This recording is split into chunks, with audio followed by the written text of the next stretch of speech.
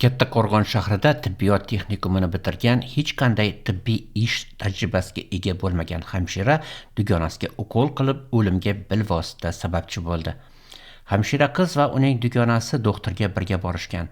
Doktor kasal dugonasiga gaymarit deb diagnoz qo'yib, kalsiy glyukonat, sifalazin kabi kuchli ukollar yozib bergan. Qandolat sexida ishlaydigan hamshira qiz dugonasining qayta-qayta iltimosi va qistovi sabab shu ukollarni qilishga rozi bo'lgan. Hamshira qiz qandolat sexi yerto'lasida dugonasiga ukol qilishi bilan kasalning holi og'irlashib, tez orada joni uzilgan. Dorilarning nojo'ya reaksiyasi o'limga sabab bo'lgan. Kattaqo'rg'on tuman sudi ishda qasddan tajovuz alomat yo'qligi, qandolatchi kasalning bosimi ostida ukol qilishga rozi bo'lganini inobatga olib, unga 2 yil ozodlikni cheklash jazosini tayinladi.